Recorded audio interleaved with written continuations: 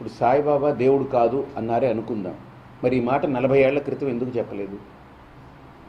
ఇప్పుడు నేను ధర్మానికి నేను ఒక అర్హత, నేను ధర్మాచార్యుణ్ణి, నేను ఒక పీఠాధిపతిని.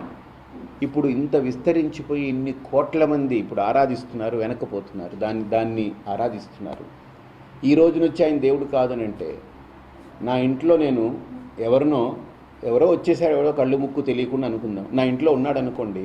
15 ఏళ్ల తర్వాత నువ్వు నా ఇంట్లో నుంచి పోని నేను అల్లరి చేస్తే 15 ఏళ్ల దాకా నువ్వు ఇంట్లో వాడు నీ కళ్ళ ముందే ఉన్నాడు, అక్కడే పడుకుంటున్నాడు, తింటున్నాడు, నీతో పాటు డైనింగ్ హాల్లో తింటున్నాడు, కూర్చొని నీతో పాటు బెడ్రూమ్లో పడుకుంటున్నాడు, నీతో పాటు రిమోట్ పెట్టుకుని టీవీ చూసుకుంటున్నాడు. వాడు అన్నీ అనుభవిస్తూ 15 ఏళ్ళు ఉన్న తర్వాత నువ్వు ఎవడవో నాకు తెలియదు, నువ్వు బయటికి పోనంటే 15 ఏళ్ల తర్వాత అది ఎలాగా అంటే ఎవరిని ప్రశ్నించాలి? ఇప్పుడు ఆ వచ్చి 15 ఏళ్ళు ఉండిపోయిన వాడిని ప్రశ్నిస్తామా? లేదు 15 ఏళ్ల తర్వాత కళ్ళు తెరుచుకుని నువ్వు బయటికి పో అన్నవాడిని ప్రశ్నిస్తామా? సో అలాగనే ఇది వివాదాస్పద కాదు. ఎందుకంటే సాయిబాబాని గురువుగా ఆరాధించేవాళ్ళు ఉన్నారు, మహనీయుడిగా ఆరాధించేవాళ్ళు ఉన్నారు, దేవుడిగా కూడా ఆరాధించేవాళ్ళు ఉన్నారు. సాయిబాబా హారతి ఇచ్చుకున్న, పూజ చేసిన, అర్చన చేసిన దోషమేం లేదు దాంట్లో. వాళ్ళ అభిప్రాయం ఇది.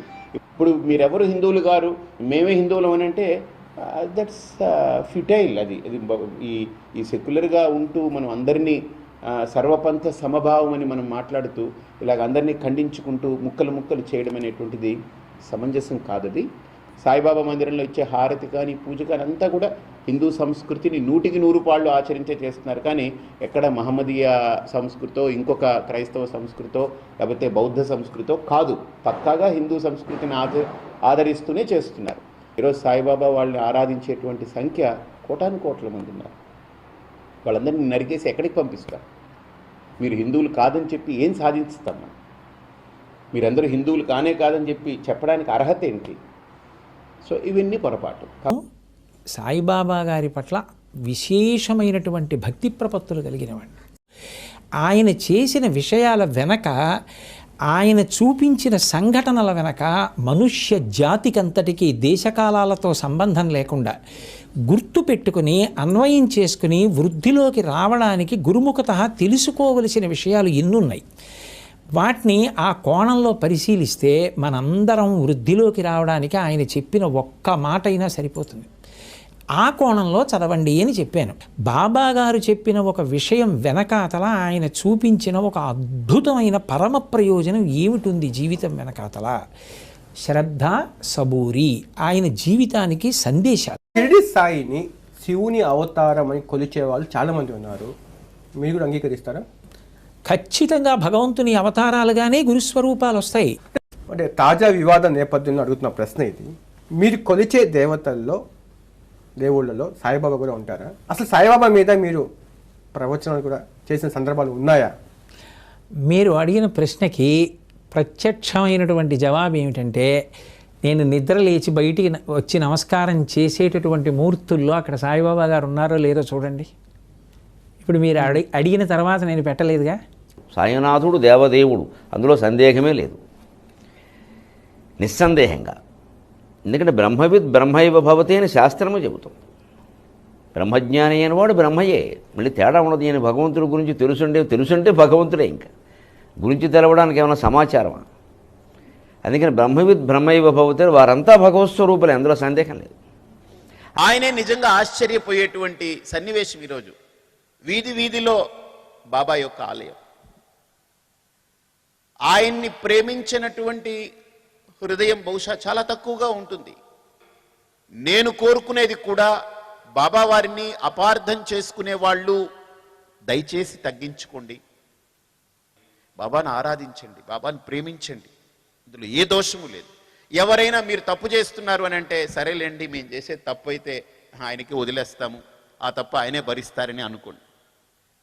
మనం గురువుని ఆరాధిస్తాం. ఒక ఆయన నాకు ఫోన్ చేసి, బాబాని పోని కొంతమంది గురువుగా అనుకుంటారండి, కానీ దేవుడిగా ఎందుకు అనుకోవాలండి అన్నాడు.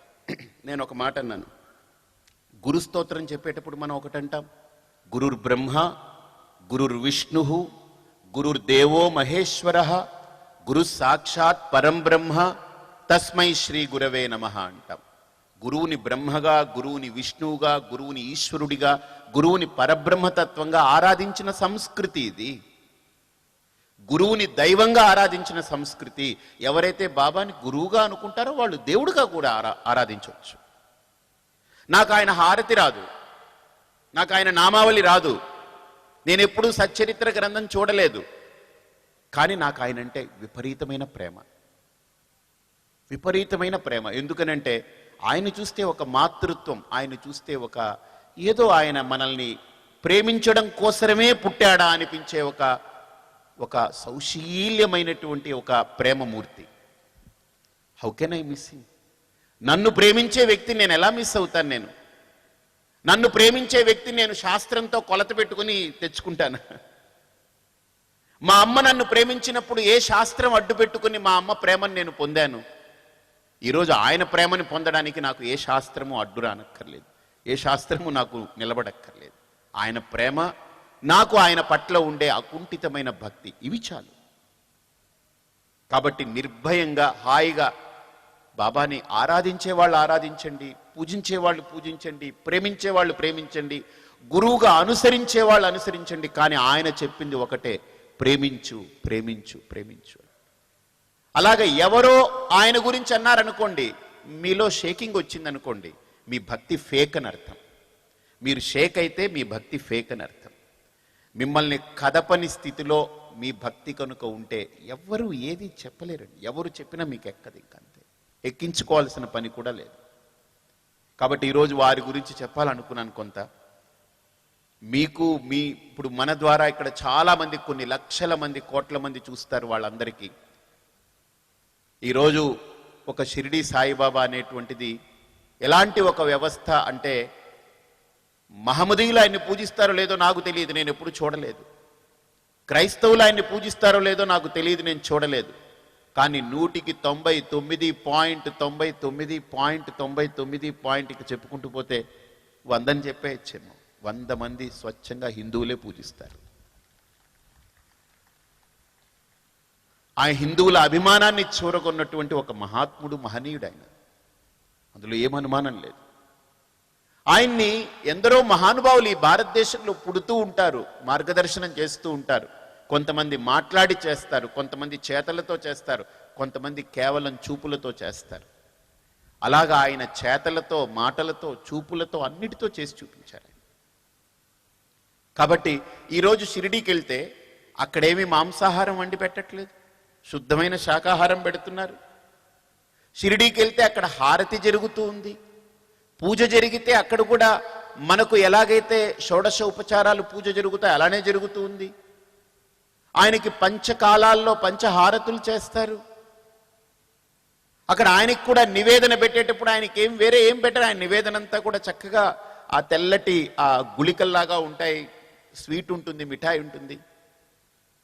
కాబట్టి ఎందరో వెళ్ళి ఆయన్ని ఆర్ద్రతతో, ప్రేమతో, నా బాధకి ఒక దిక్కుంది, నా బాధని వెళ్ళకక్కునేదానికి నాకు ఒక ఆశ్రయం ఉంది అని అనుకునే వాళ్ళు ఈ భూమి మీద లక్షల మంది, కోట్ల మంది ఉన్నారు. ఆ కోట్ల మంది ఆశ్రయాన్ని నిజంగా పాడు చేయకండి, ఎందుకంటే అది మహాపాపం కూడా. నా బాధకి, నా దుఃఖానికి, నా ఒంటరితనానికి ఎక్కడో ఒక చోట ఒక ఆశ్రయం లభిస్తే, దాన్ని ఎవరైనా ఆశ్రయాన్ని పీకితే నా బాధ, నా ఒంటరితనం, నాలో ఉండే దిగులు, బెంగ, వీటన్నిటిని నేను పోగొట్టుకోలేక ఇబ్బంది పడతాను కదా, ఆ ఇబ్బంది మిమ్మల్ని విడిచిపెట్టదు. కాబట్టి కోట్లాది మంది, కానీ నేను ఆయన దగ్గరికి ఎప్పుడు బాధతో వెళ్ళలేదు, దిగులుతో వెళ్ళలేదు. ఎందుకంటే నాకు ఆయన్ని చూసినప్పుడల్లా నాలో ఏంటో ప్రేమ వచ్చేస్తూ ఉంటుంది. ఆయన గురించి అనుకున్నప్పుడు ఆ రూపము, ఆయన కూర్చున్న విధానము, ఆయన చూసే చూపు, ఒక ప్రేమ వస్తుంది.